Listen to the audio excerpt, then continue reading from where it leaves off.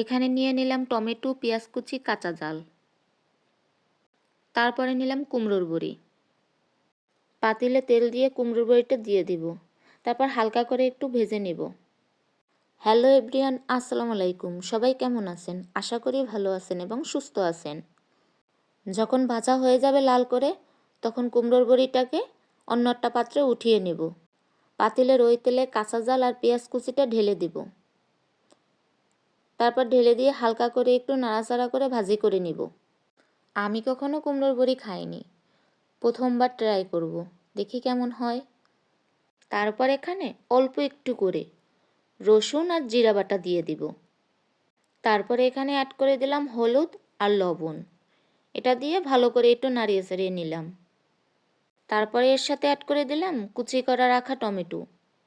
টমেটোটা ঢেলে দিয়ে অনেকক্ষণ ধরে এটাকে একটু নাড়াচাড়া করে নিব, যাতে করে টমেটোটা সারা গায়ে মশলাটা মেখে যায়। তারপরে নাড়াচাড়া করে দিয়ে এটাকে 5 মিনিটের জন্য ঢাকনাটা দিয়ে দেব, যেন টমেটোটা সেদ্ধ হয়। ঢাকনাটা উঠিয়ে কুমড়োর বড়িটা ঢেলে দেব। যে কুমড়োর বড়িটা রেখে দিয়েছি ওটাকে ঢেলে দিব।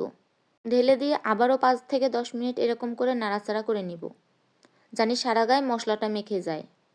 আমি এখানে এসে রান্না করাটা শিখেছি, আমি রান্না করতে পারতাম না। আর বরিশালের দিকে মানুষ কখনো এই রান্নাটা খায়নি। এক প্রকারে তারা কুমড়োর বড়ি বলতে চিনিই না কুমড়োর বড়িটা কি। যাই হোক, ঢাকনাটা উঠিয়ে নিয়ে হালকা একটু লাড়া দিয়ে নিলাম, যে গায়ে মাখা মাখা একটু পানিটা ছেড়ে দিয়েছে। যে কোনো রান্না বা যে কোনো তরকারি আমরা যতক্ষণ কষাবো ততই মজা, ততই ফ্লেভার বের হবে। জানালার পাশে রান্নাঘর তো, এজন্য প্রচুর বাতাস আসতেছে, এজন্য ধোঁয়াটা উঠতেছে, বাতাসটা লাগতেছে। যশোর, রাজশাহী, কুষ্টিয়া মানুষের বেশিরভাগই হচ্ছে কুমড়োর বড়ি শীতকালীন সবজি। তারা যে কোনো তরকারিতে কুমড়োর বড়ি দিয়ে খায়। যাই হোক, এখানে আমি একটু পরিমাণ মতো পানি অ্যাড করে দিলাম। পানিটা অ্যাড করে ভালো করে একটু নাড়াচাড়া করে নেব। তারপরে এটাকে ঢাকনা দিয়ে দেব। প্রথমবার রান্না, জানি না কেমন হবে, তারপরও তো ট্রাই করতে কোনো অসুবিধা নেই। ট্রাই তো একবার করে দেখি। এরকম কাউকে রান্না করতে দেখিনি, তারপর আমি একটু নিজের মতন করে রান্না করার চেষ্টা করলাম। কাঁচা টমেটো দিয়ে রান্না করলে একটু টকটক ভাব বের হবে আনে, তাতে মনে হয় আমার কাছে ভালোই লাগে। কার কাছে কীরকম লাগবে জানি না। আর শীতকাল আসলে টমেটো ছাড়া আমার একদমই চলে না। আপনাদের সাথে শেয়ার করলাম ছোট একটি ভিডিও।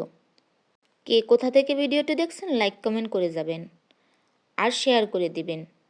আর সম্পূর্ণ ভিডিওটি দেখার অনুরোধ রইল। দেখুন কি সুন্দর কালার আসছে না? খেতে খুব মজা ছিল, খুব ভালো লাগছিল আমার কাছে। কার কাছে কীরকম লাগবে জানি না, কিন্তু আমার কাছে খুবই ভালো লাগছিল।